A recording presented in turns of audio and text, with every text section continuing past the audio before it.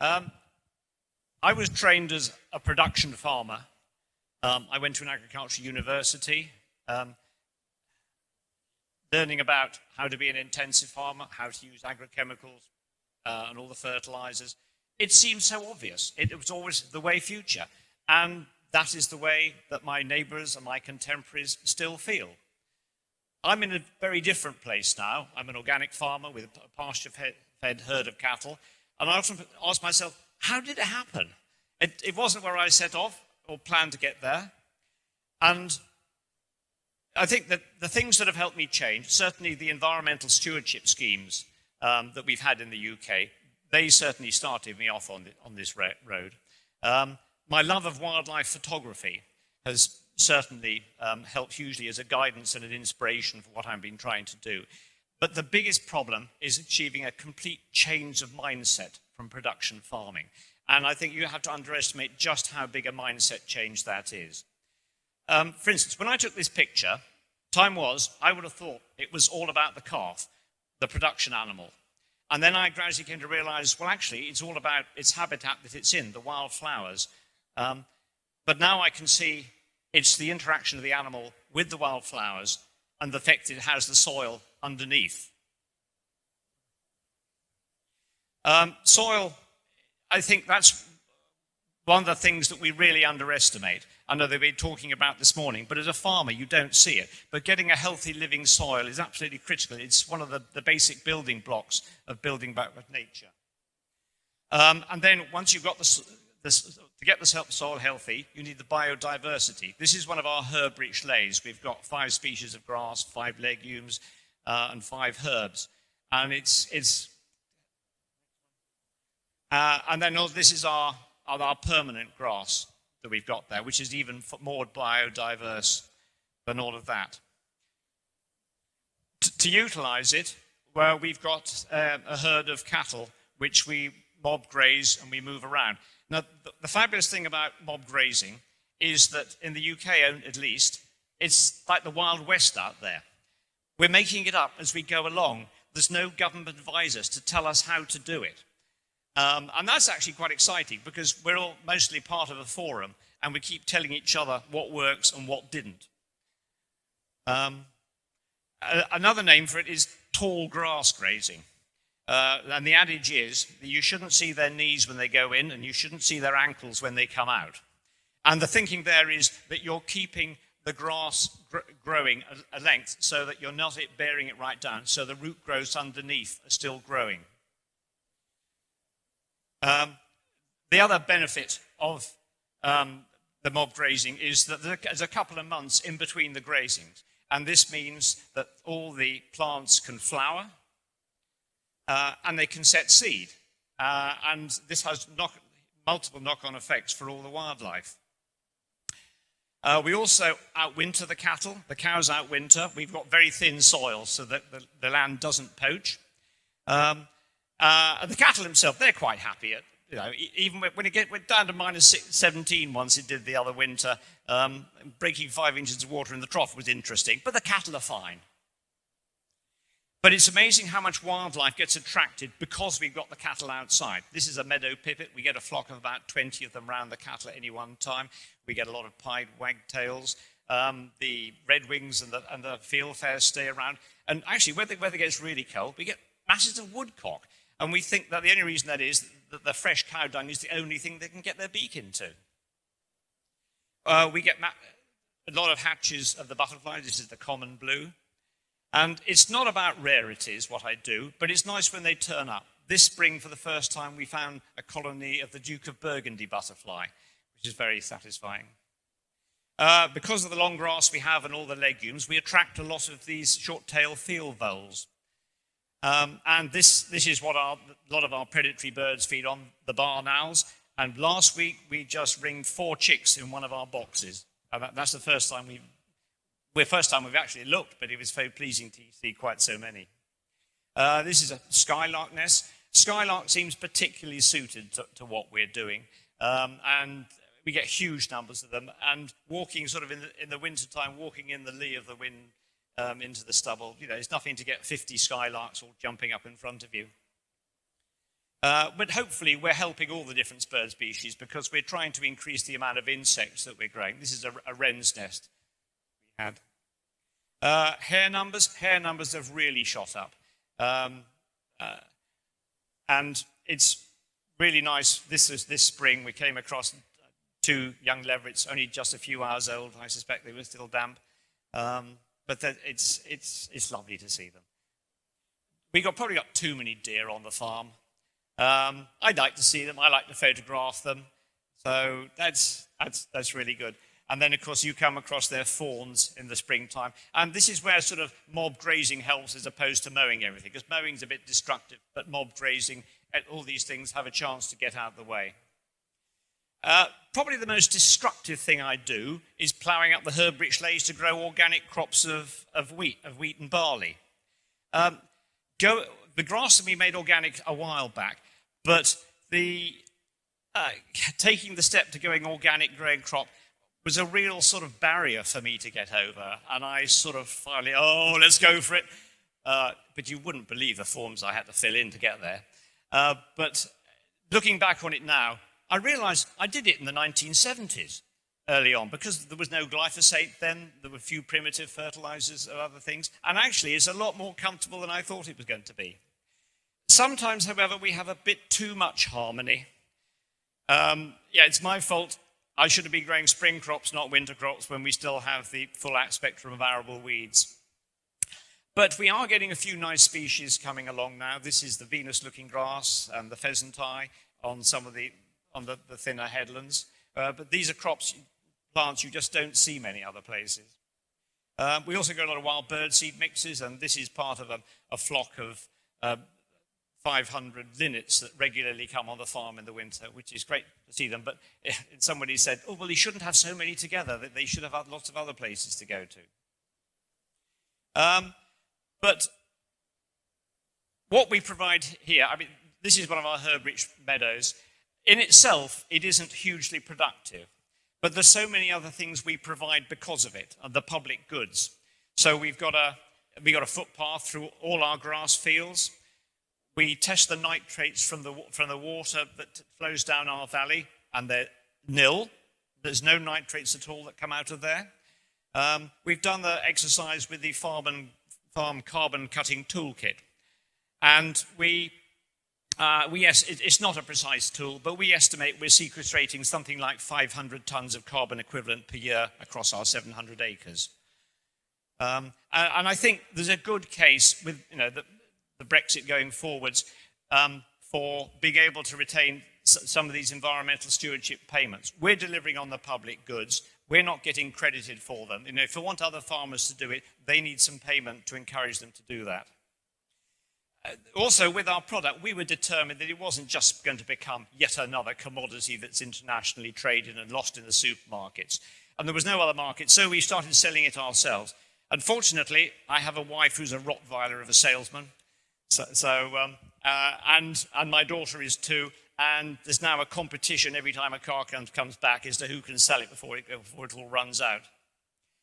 But selling to the consumer, it's you, the consumer, which will ultimately determine how well these systems work. We're part of the Pasture for Life group.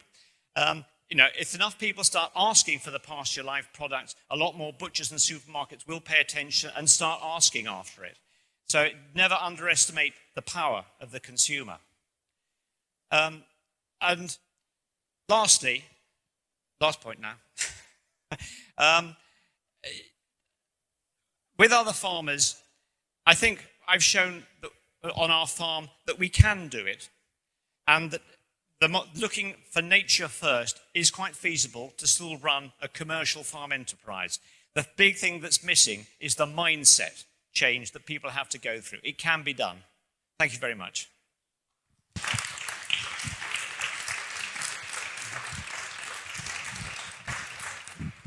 Thank you very much, Ian. We will discuss this all together with all speakers at the end.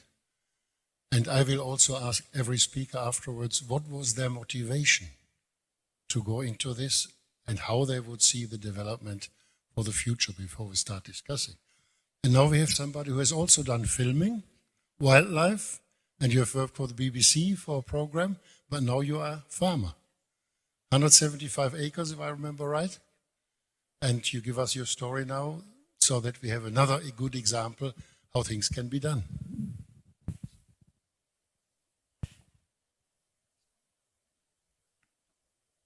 Thank you very much. I've just noticed my old boss from the BBC is actually sat in the audience, which has put me off slightly. Anyway, just to introduce myself, my name's Rebecca Hosking. I farm at Village Farm in Tipper, South Devon. It's a similar system to Ian's. We don't do the wheat, we don't do the arable, but much of what you were seeing there is replicated, only we use sheep. And I want to I can see why Patrick twinned both Ian and myself together, because I'm going to sort of lead on from where Ian finished. And it is a change of mindset, like Ian said. To farm in a wildlife-friendly way, you do have to change mindset. My family is a farming family. I can date it back to sort of the 1600s. I was wayward and went around the world and took some photos and then came back again. But it's viewing the farm in a different way, and viewing the farm, and I suppose that's what my little talk's about, is about how my mindset's changed. And I think to change my mindset, I've changed the language about how I view the farm. So Village Farm, it's been interesting today with people coming up and asking, so what do you do? And oh, I'm a farmer. What do you farm? Well, we have 800 sheep, so a sheep farmer. And that's that's the category, and you've just been put into a niche like that. Well, yes, I have sheep, and yes, they pay the bills, and yes, that is our commodity that we sell out to the general public and we sell to chefs, and that keeps us going. But that's only one part of how I view Village Farm. And I think the first word is I don't view the farm as a farm, I view it as an ecosystem. And as soon as you start talking about a farm as an ecosystem, you start viewing the animals on that farm very differently. No longer do I have domestic species, and likewise no longer do I have pests and weeds and vermin. All I have is species across the way. And if you understand what an ecosystem does, the more diverse the ecosystem is, the more healthy the ecosystem is. So the more diversity I get in there, the more wildlife I get in there, I understand the more healthy that land is. The other way we sort of view ourselves is slightly different, is by viewing it as an ecosystem and looking at these species, we also view ourselves as a species. We're not dominant. My dad's, anyone who knows anything about farming knows that farmers tend to be kings of their little empires, and my dad very much is. But by trying to view ourselves not as this dominant species and putting ourselves back into the ecology, back and intertwine ourselves into that, suddenly we realize that we aren't dominant. We rely on all of these species around us to keep us sustained, to keep us financially in check. And also, by not having that dominance, you start to question, is it my right to use that land first? So Ian's just showed some skylarks, and we have, because we graze very similarly to Ian, but we use sheep. It's been skylark season about 8 weeks ago. And one thing we would do when we've questioned is, right at that point, the grass is at its max, it's at its most lush, it's really diverse, and it's really would put on a lot of weight onto my animals. But is my need more than those skylarks right now? Those skylarks have crashed in the last 20 years. Their numbers have plummeted. And actually, a skylark needs that land far more than I do. And is it a real burden for me to hold off for 8 weeks and allow them to nest and then come in and graze it? No, it's not. And that's how we're beginning to view ourselves as Village Farm. We're beginning to view ourselves as this ecological system. We're beginning to view ourselves as cohabiting with these species. Not coexisting, we're not on different planes, we're all together in it. And by viewing ourselves like that, suddenly we're changing our mindset. And if I try and explain this to some of my neighbours, and I'm sure they would look at me mad, well, Devon word, they look at you mazed, they look at you mad. But I think we need a paradigm shift in the way we're thinking. I think we definitely need to start really questioning how we're looking at the land, how we're utilising the land. And it's not just for our gain. we really need to balance it out a little bit. So that's us. I'll keep it brief because I know the others need to speak, and that's Village Farm. Thank you very much.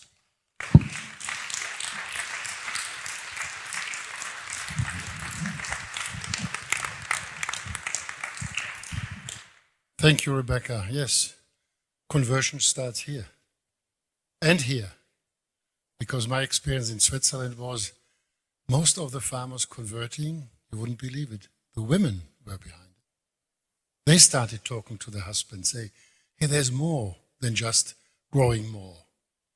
And that was very interesting to learn that there are very often that much more of that what you just described, what one needs to convert and to understand. And Mike, I think you are one of the ones for a long time already trying to get this integration between land use and protection. And he is the chief executive of the RSPB, but also your organization, like the NABU in Germany, is not just concerned about birds anymore, but the total ecosystem. And I think you can give us some examples beyond Europe where also this approach can be done successfully and, I gather from both of you, also economically sound. Mike. Thank you. Am I okay here? Does this work for everyone? Or? Yeah. Well, thank you, Harty. And I mean, really to pick up, I think where you and Rebecca have just left off. I think for me, listening this morning, it seems to me a lot of this is about a shared worldview and how do we affect behaviour change. The way, as you said, hearts and minds. And I think it might be worth just declaring, my worldview was, I think, I didn't realise at the time because I was quite young, but I think it was incredibly coloured by an event that happened on Christmas Eve when I woke up just before my 9th birthday. And this was 1968, and I woke up to hear Borman, Lovell and Anders, who were the crew on the Apollo 8 space mission, which was the first time any human beings had gone the other side of the moon. And as they came back, the whole of humanity saw broadcast our home rising over the horizon of another celestial object. And they read out the first 10 verses of the first book of Genesis. The creation story. And, I think for me, culturally, that was a global shared experience. And the paradox, it was born out of, at the time here, it was called the white heater technology. It was, very much out of the 50s when systems thinking was being, had come out of fighting wars and come out of, all of the scientific progress that had gone on. But actually, ironically, at that time, that systems thinking was also leading to this massive acceleration in terms of how humanity consumes the Earth's resources. So in the decade leading up to the 60s, it's sometimes known as the Great Acceleration, and the consumption went 1,000% increase in terms of human consumption. And, you talk about, losing wildlife in the 60s, that wave was hitting us then. And, really, it was a dawning realization that in terms of systems thinking, it is one coupled planetary system, and the natural environment is coupled, but it's become coupled very, very closely. And in fact, the single biggest driver now is the social and economic coupling with human systems. And really, we understand that now. The evidence just accumulates and accumulates and accumulates and shows how all that is interacting together. And the issue now is we're reaching planetary boundaries. We heard about some of that from Ellen MacArthur this morning. And the question that goes with it is, so how do we affect planetary management of our collective impact? And what is the governance for that? Because clearly, I'm not sure any of us would want to live in one dictatorship ruling the world under a government, nor would we want to live in one big corporate entity, business that runs the world. So the issue is, how does business, government and civil society work together in such a way that we can manage that planetary coupling between the effects people have and that natural system? And I just really want to give 2 or 3 examples that I think some interesting pointers. And I offer it no more than that. And I could actually give plenty of examples from this country. Just as our own charity, we're involved with about 300 other farm businesses. We've got about 27,000 livestock on our nature reserves right now.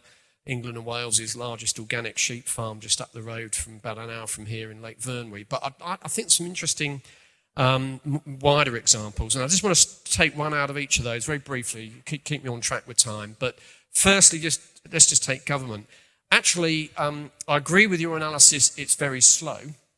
I would caution against thinking it's unchangeable in terms of what happens through government policy.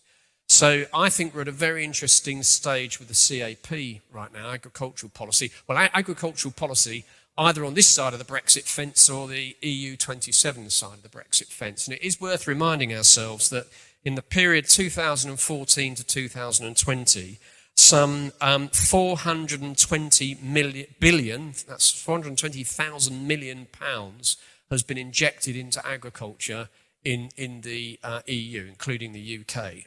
That's a phenomenal amount. You do the sums, 420,000 million for 7 million farming entities, farmers. That's a massive intervention. That's the single biggest public policy intervention in the world. And there is actually, as well as the debate here now happening in this country, as alluded to a moment ago by Ian, in terms of how can we redesign that policy. Ironically, with Brexit and all the other pressures on the European Union, there's been a very big debates kicked off this week, just gone, in the rest of Europe. And frankly, I think the argument in terms of direct support for farming is just dead in the water. It's going to take time for it to, come to the surface. But, in future, any justification for that scale of public expenditure will have to be exactly on the things you're saying. Climate, actually youth unemployment, but ecosystem services, whether that's water, pollinators, biodiversity. So I wouldn't rule out hope. It's a very monolithic, slow process of change, but we shouldn't give up the prospects. And I personally think we will see that being catalysed quite a lot. So I do remain hopeful on governmental change. On business, I just want to give one little example that we have, we're interested in at the moment. So we have a partnership in Sierra Leone. We're involved in a very big tropical forest program there. It's about 400,000 acres. It's a peace park on 2 national parks, Liberia and Sierra Leone on the border together. Single piece of the upper Congo forest left with bonobo chimps and pygmy hippos and more breeding birds than occur in the whole of the UK. It's phenomenal. And we're looking there, we've historically been funded by grants to try and make this work. There's about 40,000 people live in the area, including 1,000 farmers, averaging about 22 acres each. And we're now looking at how we can scale up investment financing to be able to grow a sustainable shade-grown cocoa production that will allow a sustainable use between the protected forest areas such that will enable the whole area and the buffer area to be maintained along with the national parks. So that's an area where we're seeing a lot of interest in terms of private sector financing. But the last one I just want to finish on, I personally find the most amazing and inspiring story. And this is, we're in, as some of you may know, in a global partnership, BirdLife International, and our Middle Eastern partners, particularly led by our Lebanese partner, have rediscovered or rejuvenated a very deep tradition. In fact, goes even back to pre-Islam within religious jurisprudence over how you create collective self-managed areas of commons. And this is called the Himma. The Himma means protection in Arabic, and it's based on a belief that there is a stewardship role that all Muslims have for water, wood and fire. So this is around wetlands protection, grassland management and woodlands. And now there is an extensive network of these protected areas being declared under Islamic law and empowering communities supported by input actually from our partners to think globally. And this now, it covers 5% of Lebanon, even in northern Syria. It's extending across the Arabian Peninsula. It's a very phenomenal movement. And the reason why I just wanted to highlight this one, because as well as it offering a sustainable way of using both grazing and grassland and timber harvesting, The interesting point about this is it's very much the hearts and minds. And it goes back to my point about that reading from Genesis. It's actually, in terms of affecting behaviour change, I think we have to start with beliefs and attitudes. And I think for us to just be in a technocratic sphere, and nothing like the CAP is nothing if it's not technocratic, that will get us so far. But we've got to affect people's beliefs. And ultimately, what has happened with that awakening on December the 24th in 1968 was we now know. We've been we've been behaving in certain ways for a long while, but we now know how we are collectively behaving together. And actually that becomes a moral choice. And I think unless we're engaging with faith groups and others, aesthetically as well as ethically, that moral choice has to be put into effect. And so I think my very final point would be, I think this is something we can all do. We all have that choice to make, but we have to make it together. And I think we have to see the role that civil society in particular will have in terms of leading where businesses and governments will follow. In Germany, we have a lot of opposition organizations like agricultural policy, but we also have now what we call a reformation of research. And that means we are of the opinion that we as taxpayers giving the money for research, and 90% of that goes into research which is supporting industry. We are not involved in the agenda setting. We don't even see the data. And the company owns the data, which has been accumulated with our money, and they make a lot of profit with that. We want what we call now transformation of research. We want to be involved in agenda. We want to know where the money goes and how much, and what the data is and where the data goes and what they do with it. So that's a very big opposition. But the problem is, as we have in agriculture, farmers only at the moment paid for food. Researchers are only paid for publications in refereed international journals. And if they don't have that, they're out. And we have to change this too. So there's another big area which also is important for agriculture, for nature conservation, and all other fields. So there's another important area many people forget. We have a change there. We urgently need a change there as well. And if you have now a look at more or less the whole world, then we have here the Nature Conservancy from the United States, but you are based in Great Britain, and your official title is Global Managing Director for Lands at the Nature Conservancy, Justin, and you tell us a little bit of this. This organization owns, if I'm right, 119 million acres. It's on my land here, 100 million acres. 2 million acres. So they are also a big landowner, so they know the problems directly, the conflict between land use and nature conservation. Thank you, Hardy. Good afternoon. It's really a great pleasure to be here. And I work for this large nature conservation organization that most people in Europe have never heard of. But we do some wonderful work around the world. But I want to start by admitting I'm a fraud because I have never farmed. I wanted to farm as a kid, but I have never actually farmed. I once showed a farmer friend my vegetable garden, and he sort of poo-pooed kind of this little sort of postage stamp sort of attempt at farming. But so I'm not a farmer, but I've worked on innovation and system change all of my career. And I'm going to give you a few perspectives about how the environment movement has approached its work, and how part of where we need to get to for this harmony theme is to bring the environment movement and the farming movement together to actually find joint solutions. So if we could have the first slide. So traditional conservation is all about land sparing, which means that we protect critical ecosystems. And so what you see there is a very typical picture. That's part of the Amazon, where we've had enormous land clearance for agriculture. And so the work of conservation has been to hold the red line as best we can to stop further encroachment of critical forest systems like the Amazon. So that remains a key strategy that our organizations have to pursue in many, many parts of the world where we're still losing huge amounts of habitat. But we've also got to start thinking much more carefully about what's occurring on the land that's been cleared. So if you go to the next slide, this is what's actually happening on a lot of the land, particularly in Latin America, is grazing. And so a lot of our work and the work of much of civil society is now working with the farming community to intensify cattle production in the cleared areas of the Amazon.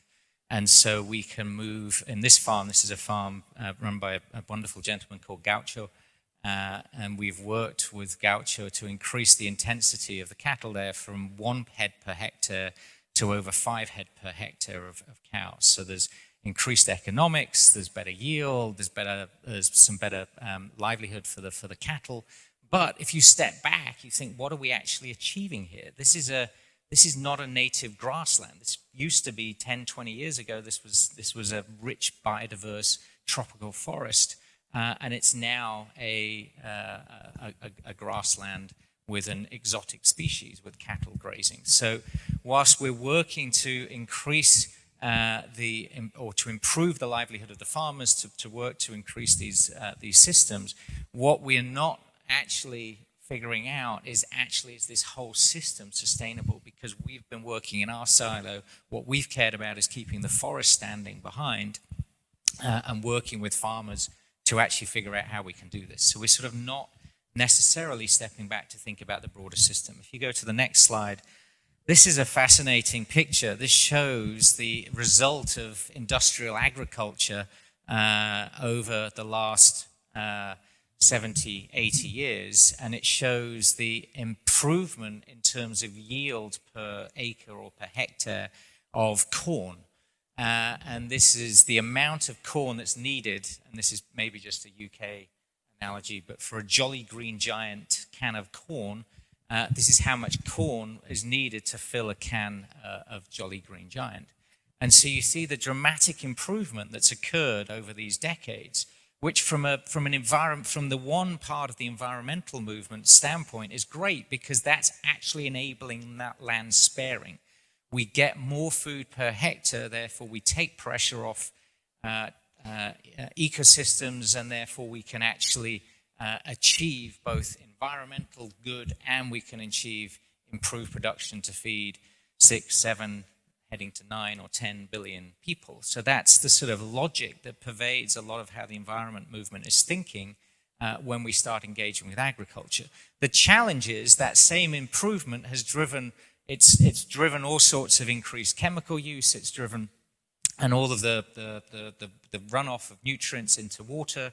It's driven increased use of glyphosate and then GMO. And so we've started to sort of create a Faustian pact around how some of this is starting to work. So the question is, again, if we step back, what's the broader system that we're trying to change?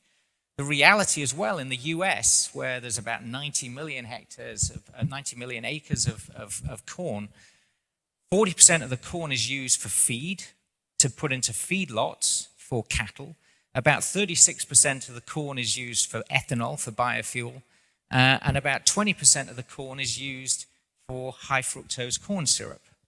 About 2% is used actually as a nutritious food type, of which Native Americans who cultivated teosinte thousands of years ago actually would recognize. So if we step back, what's the broader system that we're trying to change, and how can we evolve that system? So just a couple of quick examples, if we could go to the next slide, of how we're starting to think about it. So we have now embraced an approach, and we work across all 50 states, but we're working on soil health, and to put soil health, something we've talked about all day, as the underpinning substrate for all of our food production, at the heart of our work now with agriculture in the United States. And what that's meaning is we're starting to introduce more diverse rotations, so changing from just corn and beans and corn beans to a more diverse rotation, working to keep the soils covered year round. And there's some remarkable benefits that are starting to accrue. The challenge is we're working with the industrial agriculture complex, because farmers in the Midwest, most of the farmers in the Midwest, want to work with these systems. So how can we work with the system to affect broader change? The next slide talks about another approach. This is in the same part of the Amazon, in the eastern Amazon, the state of Pará.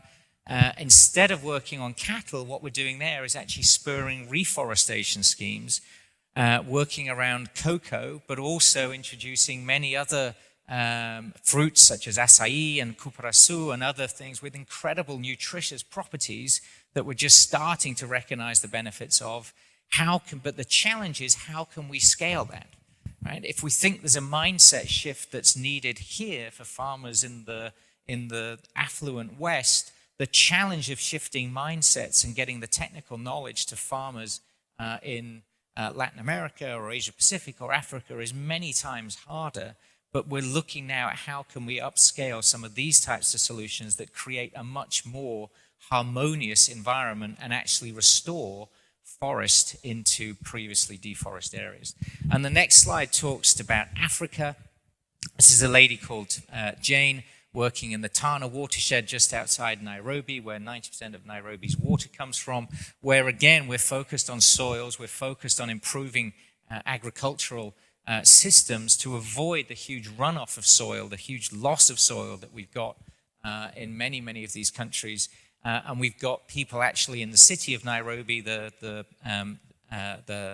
Nairobi Kenya Power, that relies on the water for hydro production. We've got the brewer, Tusker breweries. We've got Coca-Cola, Pepsi paying because they rely on better water quality. So again, part of a payment for ecosystem services so that farmers like Jane can actually have improved farming systems. But once again, the question is, how can that scale? So finally, as we move forward, what we have to find is ways of breaking down these silos, of starting to think about the broader system in which we're working, which for me is the real value of this conference. And I've never been to a conference quite like it, of starting to think more broadly about the challenges that we're facing, because no single organization, no single sector has the answers. And it's only by starting to come together and starting to think more broadly that we think we're going to find any of the solutions that can actually get to scale and create a genuinely more sustainable solution around our food and farming system for the long term. So we in Germany, from the nature conservation side, feel that water, energy, transport is a public good and should be in public hands, and maybe even soil. Maybe even soil. Should soil not be given to the man or women who can best manage the soil for us, for nature, for everybody, and say, okay, you do a good job, you do it, you don't need to own it, and the next one the same. So this is all discussions we are having at the moment very intensively in Germany, and one of the main obstacles is how do we define growth? What is growth for us? And that is a big question. What is growth? And maybe if you are all thinking in this term, because our biggest organization, we had an umbrella organization, we talked 2 years about what is actually growth for us. We didn't want to say no growth. So we are not in the no growth group. But what kind of growth? What can we accept? And the planetary boundaries, every year our WWF publishes it. This year we were on July 3rd already over the public, planet boundaries. July 3rd. From July 3rd on, we were using resources which were not available for the next and over next generation because we have used it up. So we were from July 3rd on living on taking it from the next generations. So that is one of the very big problems. So maybe your organizations have also thought about what is growth, what is real growth for you, and how would you think that we deal with the problem of our present economic system that depends on linear growth of 1.5%, otherwise it seems is a disaster. We talk about food waste, and I talked about all our organic food companies and said, okay, next year we waste only 20% and the year after 10%. Are you prepared to have 10% less turnover for your food? Or 20% next year? They are not. So how do we get this solved? That's a big problem and a big question. And maybe you can give your personal idea and personal answer how you see the next steps which we can take to really move forward. I start here on this side. Thank you. Well, that's a big question. I think both you asked a couple of points. I mean, I think first of all, just in terms of growth, interestingly, if you ask that question of the World Bank, the way they look at the wealth of nations is not simply through financial capital, but it's also natural capital, human capital, both cultural, intellectual, and this very much fits with the notion if you build all of those in, then you won't be looking at a linear exploitative, essentially is exploiting other dimensions of capital just to simply come out with more financial growth at the end, but wasting an awful lot on the way. It goes back to what we were hearing this morning about a circular economy. So I think certainly from RSPB's point of view, we'd be very much in that space. I think next steps, I almost feel I'm getting more optimistic as time goes on, because what I'm sensing is that I think we are seeing some very big social and technological changes, and they're linked together. And much of what I was just describing in terms of the growing impact has been enabled through technology, through hyperconnectivity, globalization, and so on. But actually, I think that is also equipping individuals to take action together in different ways, and we are starting to see that. And if you look at the worldview of what are sometimes called digital natives, and most of us, but not all of us in the room, are digital immigrants, those who've been born into the digital world, it's a very different worldview that is developing. And, if you look at in this country, the highest growth in participation in civic life, in charities, is actually the under 26. And I think far from, seeing a decline in commitment, I think we're going to see new ways of people coming together. Maybe even we're starting to see some of that in the politics of this country, and perhaps elsewhere in some other countries too. And I think the next steps are going to be very much about not seeing technology socially as a negative thing, but actually how it's just woven in to empowering individuals to speak out and act together. And charities like mine came about during the Industrial Revolution, another time of great technological advance, huge change in social attitudes, and it was a very vibrant time for civil society. And I personally think that's exactly what we're entering into again. Inevitably, I'm going to talk more about the UK than internationally. Obviously, we've got Brexit coming up, and I think this has the potential to have quite a dramatic effect on UK farming, if only because I think a number of the current models of UK farming are just going to be no longer economic, and I think that could be a huge, big driver for change. I mean, the average age of a farmer is probably about my age now, so and it'd be great to see so much more young blood coming in. It's very difficult to get into UK farming at the moment if you're young. The only good thing is that those that have made it have got to have had something very special about them, or they wouldn't have got in. But going forward, well, Brexit will have a huge effect, and none of us know how that's going to look. But the land will all be farmed. And there's going to be far greater emphasis, I think, from the government in being more socially responsible in terms of building up the natural capital. The messages are all out there, and if we get younger farmers in, they're going to listen more.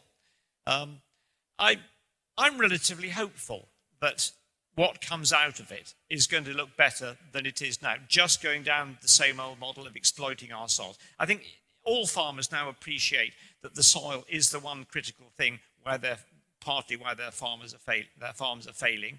They're losing their soil they don't want to lose their soils. So I'm relatively hopeful. But as far as growth goes, I don't know. If Brexit really were to happen, our growth's going to be negative for a little bit, I think. So, but who knows? Well, keeping it British as well, and just keeping it from personal experience, The way we farm, or the way we gauge our growth on our farm is one, financially, but also ecologically. So we are working with the RSPB. They came in the first year. That was one of the groups we work with. We also work with Rothenstedt and the Woodland Trust. So we did baseline surveys on we're a tenant farm. We've been there 4 years. So we came in on the first year. It used to be ripped out, arable, newt, knackered, not loved. And so we did a baseline survey on many things. One of it being the carbon in the soil, one of it being the amount of bird species. We also had a team of ecologists looking at small mammals and insects. And that is playing in, we're doing a 5-year study on that, and to see what will happen in 5 years' time. And that to me is growth. That to me is our business growing. And we explain that straight out to our customers.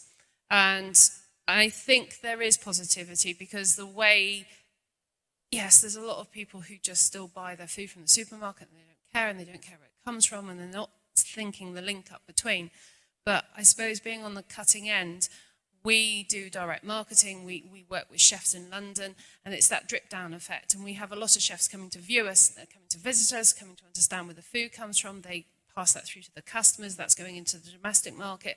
And I think we do have people, a majority of our customers buy from us because of what we do on the land and how we're farming and how we're working with ecology, and we're not separate from it.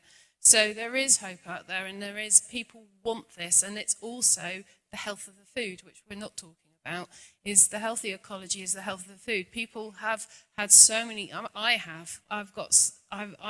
ill with it, but there's people with so many food allergies now that they want pure food, and pure food comes from a pure farm that's working with wildlife.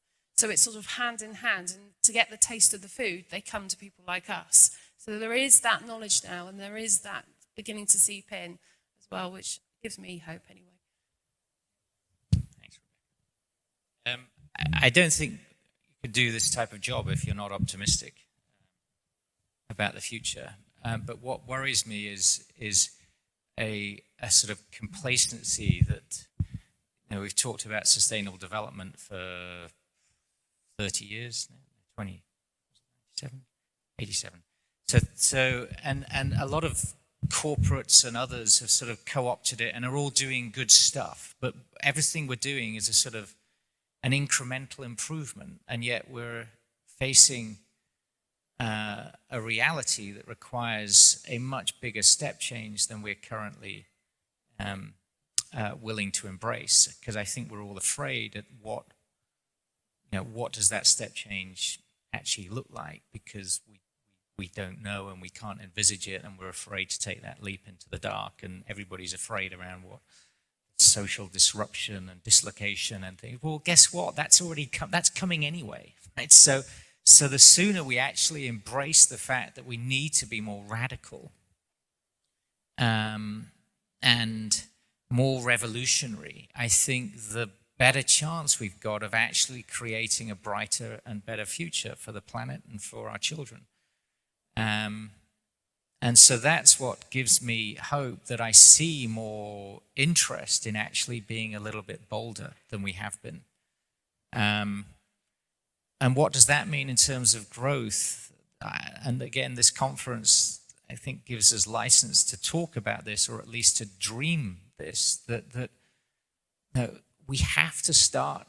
I think spiritual growth has to become more important than material growth. We cannot continue with the material growth trajectories that we're on. And there's so much richness in life that comes from non-material possessions, that the more we can start to embrace that and recognize that. And I think the youth of today, my kids, I've got old teenagers, that I think they do recognize the power of experience more than the power of material goods. So that gives me hope as well. How do we value things, and what do we value? And an obstacle from our point of view in Germany is the shareholder value approach. That's for us, from our experience, much more difficult to talk to those companies than where you have the company owner, medium-sized company, they make a decision, and they don't think about shareholder value and their profits at the end. They right involved. I mean, when I started in 1982, the separate collection of organic waste, that was 1982, because we saw the idea of 40% organic waste being dumped, producing methane, producing runoff in the groundwater. So if you could take that out, recycle it in the form of compost, bring it back to the land, have a regional nutrient cycle, everybody said, nobody's going to separate. Why would people separate? Why would they do it? And the idea was we use the same tools like the industry uses to tell us to buy things we don't need and throw them away as fast as possible that they can produce more. Why not using the same approach with this? And we were successful, and now it's in the whole EU compulsory. And that was the first step. So, like we are here now, some people might say, I think we have to do it, and we have to set the example. And if we want a change in the developing countries, we have to do the change first. We cannot go there and say, hey, you should not cut the trees, you should not do this, you should. And you? So we have to do it here. Then we can go there with our understanding and their indigenous knowledge to develop agriculture which will be different in all parts of the world, depending on the culture, the landscape, experience of the people, religion, history. Everything is going to influence it. And our mistake was so far, we went around the world and said, here is agriculture, textbook. That's what we have to do, and that's what we all have to do, and we save the world. And we have run into a dilemma, because that destroyed a lot of cultural background, a lot of indigenous knowledge. And I think we have to learn this and start it, and we have to do it here. Otherwise, you probably heard the same in the Amazon. When I was there, I said, you shouldn't cut those trees. And I said, go to Europe. England has only 6% forest. Germany is good, has 36. But we leave 50. We leave 50 by law. But if you want more trees, give us the money we could otherwise earn. Because you have had your profit by cutting your trees. So if you want him, and the world community said, unfortunately, not yes. Or they said yes, but they didn't pay. So that's what we have to do. We have to start here, and I think those examples are very important to go there and say, hey, you can do it in a different way. Our recipe of agriculture is not going to save the world. And that's one of the conclusions which is very important. Fashion, I couldn't agree more. More and more of our work is starting to push down into sort of deeper values, deeper mindset, and how do we actually engineer the types of shifts that will be needed? Because simply working on policies and practices, it doesn't move fast enough. It gets back to that radical change.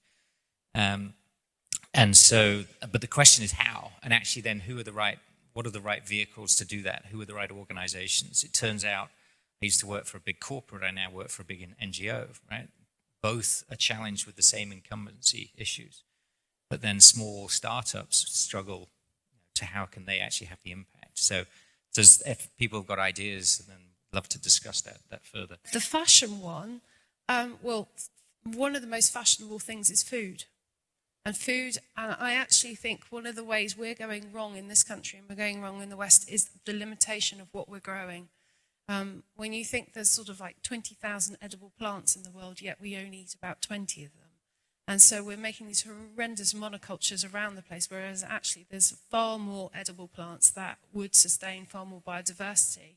So it's getting those fashionable in fashionable places, then you trickle down a Jamie Oliver's suddenly telling us about all these new ingredients and how fantastic they are. And so that's something we're beginning to look at on our farm as well, is trying to, should I just be sheep farmers? I don't think we should. Should we be producing other products as well? Yes, we definitely should be. So, but I think the fashion is food is definitely one there. I really empathize with the challenges you must be facing locally in terms of conservation and farming in the Lake Districts. I know what a beautiful area it is, but I also know what a sort of dire state the sort of environment is in. And the only way that any of these things get resolved is actually by bringing groups together and finding where there's common ground. And there are things that everybody cares about that you can do it. And there's some really interesting new methodologies that are being tried. So we're doing quite a lot of work with indigenous peoples in Canada right now, working to really try and resolve conflicts after hundreds of years of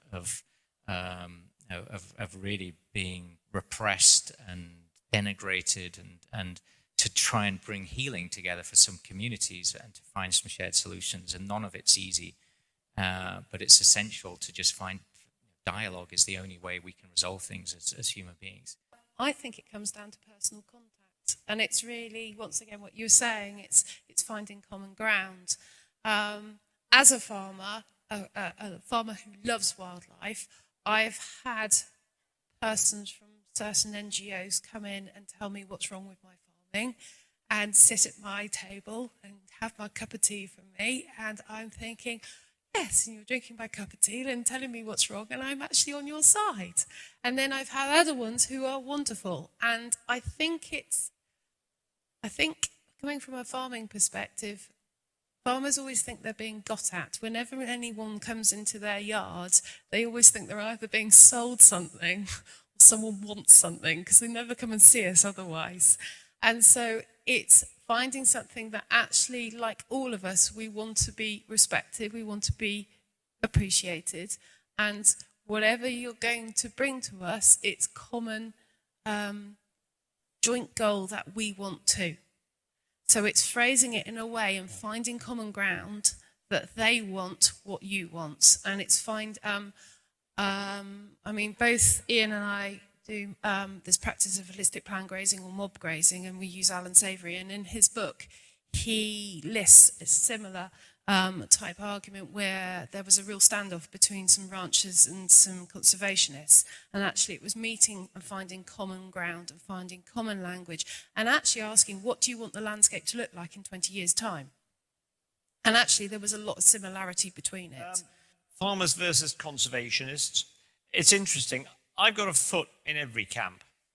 So, I've been a farmer, I'm a conservationist, we've got a pheasant shoot on the farm, I'm a very keen bird watcher. For me, it's not an issue. And I sometimes despair. You get all these total single issue groups that concentrate on one thing, whereas they needn't be a problem. And perhaps we need more people who've got the breadth of experience, who can identify with all groups and try and find the way forward. It's a question of balance always. Briefly, just on land sparing and land sharing, I think we've got to avoid either ors, and I think many of the challenges we face are around dualities and the polarities that we see that are just awful and in such sort of plain sight with the politics we have today and in so many other areas. And so land sparing and land sharing both have advantages. As I said, there are parts of the Amazon, as an example, that we need to spare and conserve for so many reasons. But there are huge swathes of land where land sharing becomes absolutely critical, and I think that's the core of what we're talking about here. And some great examples. Ian and Rebecca's examples are great examples of how you start bringing wildlife conservation into farming. And farming isn't the enemy of the environment, as we were just hearing for the Lake District. Land sparing, land sharing. Obviously, I'm, more pushed towards the land sharing camp.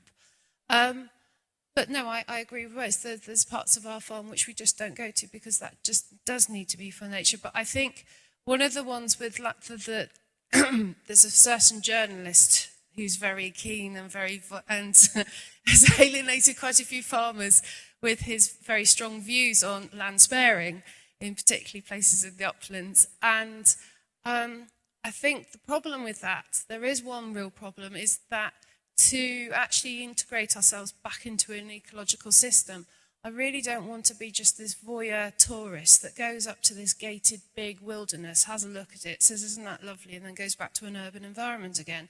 I think that's really going the wrong path, and we need to integrate ourselves far more.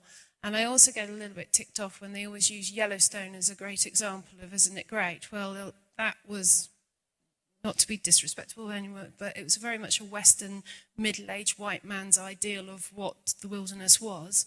And there was indigenous First Nations there, and there was people working the land. So when we talk about land sparing and land sharing, I think there is a mix of both. And I don't think you should be pushing out people to have these big wildernesses necessarily. It doesn't work in other places around Europe. I mean, from filming, I remember working in Romania and working in northern Italy and having guardian dogs with herds. So there were sheep and there were wolves right beside each other, and it worked. Just on the land sharing and sparing, I think they can be complementary. For instance, where we found our Duke of Burgundy butterfly was on part of the farm which I don't farm. It's the middle of a very steep bank, but perhaps we're lucky to have very biodiverse habitats that we farm in. But some parts aren't farmed, and some parts, are farmed, and so there is a place for both. But obviously, I suppose land sharing is what we do. We're trying to sort of find some role for farming sort of all of the habitats and making some economic activity. But perhaps, if not, that's the role for where the environmental stewardship scheme, which I think we have one of the best schemes in Europe, I think, don't we, as far as I'm aware, that we're more advanced in where that goes. Perhaps, that needs to be recognised more, that a lot of public goods that we are providing from not farming land will need to be recognised. We'll just do the land sparing, land sharing very briefly. I'm happy to expand on this outside, but this reminds me, because I've been around long enough, of another, this is a rehash of Ireland biogeography debates. Once upon a time, it was a different version that kind of puts into a choice either or. And there's a set of ecological principles here, which would basically say that a lot of things around land sparing are actually positive overall for nature, but the reality is that has to fit within land use, property rights, whole set of things, and I think it can inform the debate. But you're just on a hiding to nothing. Once you pose it as a polarity, as I think Justin said, it becomes a sterile debate. But anyway, I happily expand on that.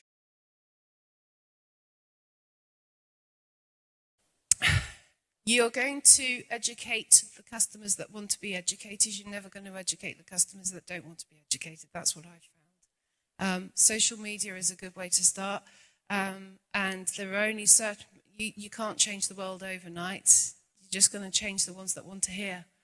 And don't hit your head against the wall with the ones you can't. On the link of with farmers sort of and consumers, part of the problem is the length of the supply chain. We sell direct to our customers. There is no link in the supply chain. We talk to our customers, they come and see what the farm is and how it is. And I think that gets over an awful lot of problems that have developed in our elongated supply chains through the supermarkets. I think the thing I'd like to just try and weave all the other three questions together, I think there's cultural context to a lot of this. So the reason why I spoke about the 19th century is that was a period of great disruptive change like we're in now. And I absolutely agree that I think social norms can change quite rapidly. And indeed, if you look at animal welfare, the RSPCA and the anti-slavery movement had close relationships. The National Trust that was formed at that time with some of the social justice issues at that time, housing and so on. RSPB and the suffragette movement, there was a number of things going on. And I think it is worth us having that in mind when we see these other big debates and arguments are going on, perhaps a bit like in the Lake District. And I think we should remind ourselves that if you speak to people coming even from other parts of Europe, one of the things in England especially is, very early on, the agrarian revolution led to a lot of disconnection with lands. There was a major migration, movements of people into cities, landless, dispossessed, and I think we've had a long history of being disconnected. So, many parts, I've got friends in France, grandparents, forgive me, but will be, were peasant farmers, they're small holding farmers. Northern Ireland, that most people will have grandparents who are connected directly into farming, and many parts of England we do not have that kind of cultural association and memory anymore. And I think so. Therefore, anything that can be done to reconnect people to the products they're buying, shortening that connection, it is really important. And I feel in the Lake District, it's there is undoubtedly a sense that many, particularly more remote rural communities, there's many things going against them at the moment. Just connection into the internet. Just a very, very level. It's very easy to see how communities can feel just besieged by the amount of change going on. And I think in that context, in fact, we are, a small player in the Lake District, and it's very easy for us to be seen as representing the change that is negative, rather than representing part of how do we, confront this change, embrace this change, and come up with solutions. And I think that requires understanding on both parts. And my own view is that I think fundamentally it needs generous leadership. It needs leaders on both parts, some leadership within communities, whether it's, those coming in from outside or, or within, actually to start, if like, being responsive to the needs beyond their own, community of interest, and acknowledge, the other point of view and own the other point of view. And that is how I think you do build consensus. And my sense is it's all too easy to, close the space down within which that kind of generous leadership can take place. It's to all of them, and to you, Professor Vogtmann. I hope it's clear from what I was saying this morning that I believe that there is optimism around for the reconciliation of environmental and agricultural concerns. But I just want to put the other point, because we've heard some very optimistic statements, particularly from the two farmers. I'm very pessimistic at the moment because there's several things that worry me intensely. Ian, you were talking about how brilliant stewardship schemes are. I think they're not terribly well designed, particularly HLS, and it's one system for all, and it's very difficult to work within the HLS system, I find, number one. Number two, the series of disasters we've had in terms of environmental ministers in successive governments over the last 20 years is beyond belief. Beyond belief. And to have Michael Gove, of all complete lunatics, in charge of the environment now fills me with horror. Thirdly, the pattern of rural economy is being broken up in terms of land use and land ownership. It's being twisted by the intervention of hedge fund managers, rich ex-bankers, who are interested primarily in avoiding death duties and inheritance tax, but also in shooting birds, mostly. And it's warped the whole ecology of the area where I live in North Dorset, and it's completely distorted the land market. Well, those are all things that I find intensely negative and disturbing. The positives I see as the ones you've already articulated, and I think it's particularly associated with the young. I think that they will be the ones who will teach us, or teach the ones who are destroying our environment, that this is no longer acceptable. And they will have a much more interconnected idea of reconciling the adversarial standoff that exists at the moment, for instance, in the Lake District, between the proponents of the environment and the proponents of agriculture. And there are so many unnecessary conflicts that are going on. I mean, just in our local wildlife trust, you have so many competing sectarian interests between the butterfly people, the bird people, the insect people, and so on. They can't agree on anything, and the result is that their wildlife habitats are a total mess. Sorry, but that's what I feel. Right. John, you asked about high-level stewardship and the rules. Yes, the trouble is the rules are set by the Treasury. They want somebody able to go around with a tick box, tick who knows absolutely nothing about farming. Yes, they're following the rules, or no, they're not, and we can fine you. You have to view high-level stewardship that there is some money coming in that you can do some good. I've got to know my natural England staff quite well, albeit they keep changing. And if I've got an issue with want to do something, I apply for a derogation. So I try to tailor things to how I want to do them. Plus, I'm trying to over-deliver on what they require, so that if I'm caught short on some little thing, then I can say, here's the bigger picture. So you've got to work with them. But yes, they come up with very stupid rules. Absolutely. You're quite right on the pheasant shooting side. It's totally done to excess. But I would just say that shooting does serve a role. If you consider the vast, great arable areas with monoculture, and they're putting in different crops, it gives a lot more they've got more incentive to have some life on the farm as opposed to absolutely none. We do have a shoot on the farm, but famously, it's not about the shooting. They have to come several days in the summer to do some work on the farm. We've got an orchard. We have a barbecue. Then they come and pick all my apples, which is very nice for them. So they get used of slave labor. Then we have a day's shooting, and there's about 40 people come. If some get shot, they take everything home. But that's very different from what the sort of shooting you're describing. And as far as the value of the land, I mean, obviously it's an inheritance tax break. As a landowner, albeit a small one, the value of the land is a real pain, because when I want to pass it on to my children, it's this huge, big sum of money. How can you begin to be fair between your children?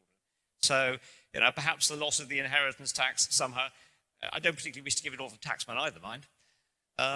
But that's an issue. That one. Just quickly about the optimistic bit. I'm actually, we were going to have one question of why do we do this? And perhaps that's probably the better answer for yours very quickly. I'm not as old as born in 1960. I'm after that. But when I was a kid, I remember bugs on the screen. I remembered hares. I remembered grey partridge. I remembered having flycatchers flying around the fields. I remember, but it's the generational degradation. It's also known as shifting baseline syndrome.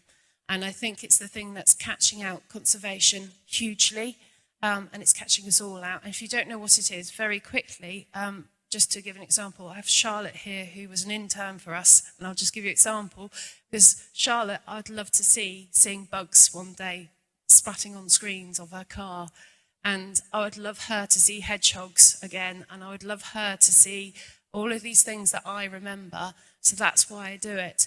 But I have seen this huge decline in nature, and I'm only one little farm. I can't change my neighbours, I can't change national policy, but I'm desperately trying to change it on our farm.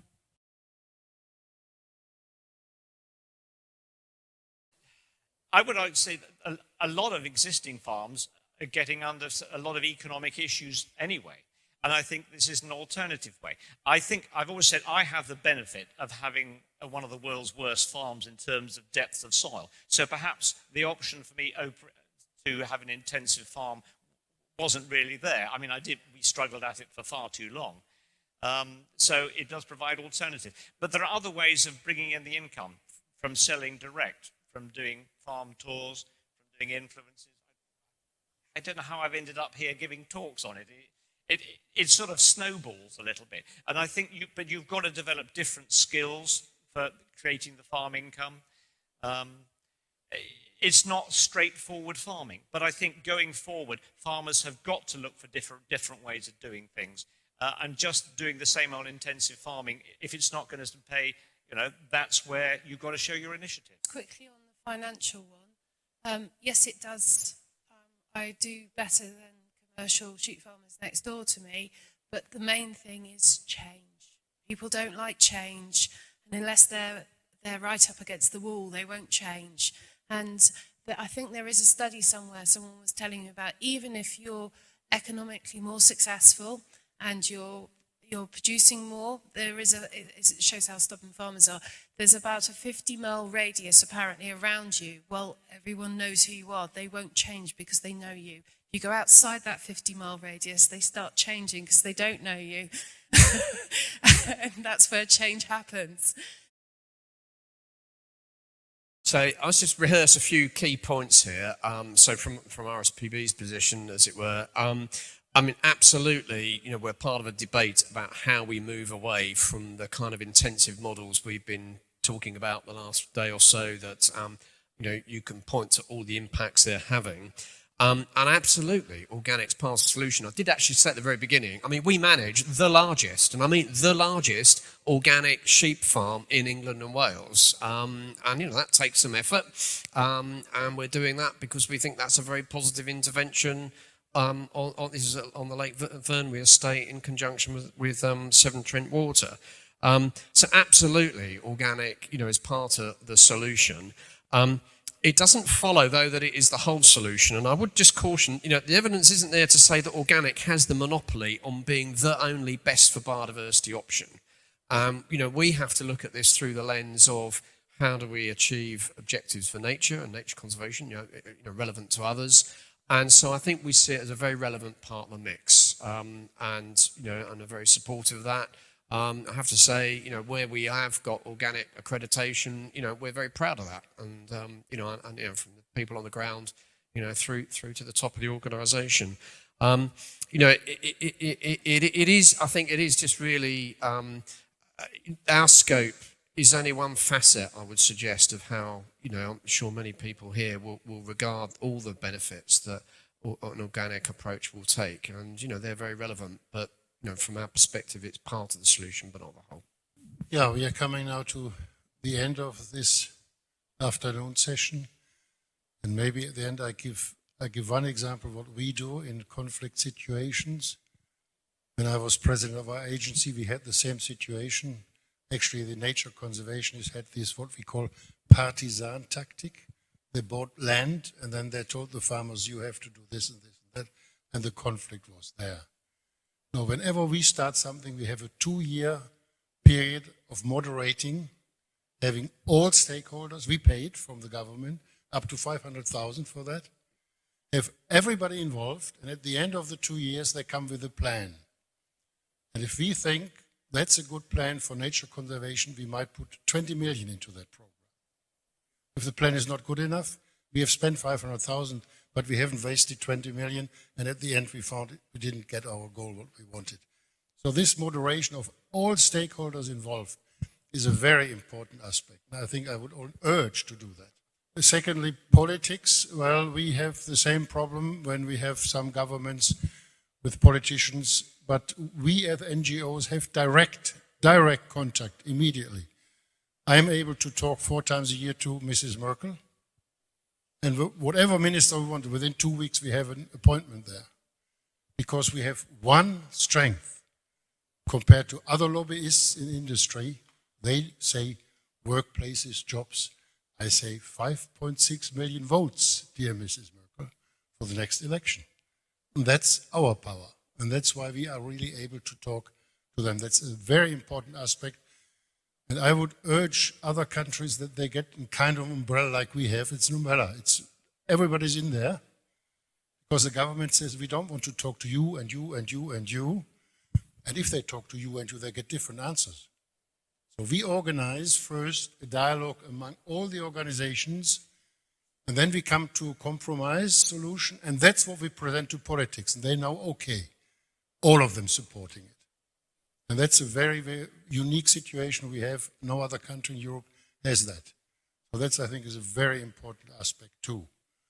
And the last point is, I think we have to address the consumers more emotionally. We did a survey among nature conservationists what would think they use as arguments more data, more ecology, more warnings. And then we asked the population, said, well, actually the most important for us is our environment, where we live, our landscape. That's for us very important. So we have changed the strategy and said, well, landscape is for us something we can really address people with. And what I will do with my students, I have this very empty-looking landscape with hard rock music, and I show it to the students. Then I have a lovely one with Mozart. Then I ask, so which of the landscapes do you want? Everybody wants the ones with Mozart and animals and plants. And then I get them to write down their buying patterns, their shopping patterns for food. At the end I have to say, sorry, none of you gets this landscape you want, which farmers are producing as a common good. You only get this one, empty, nothing there. And then we sit down and write together a shopping list where we also get this landscape, also provided by the farmers. And then they realize, well, if we want that, we have to change our shopping pattern.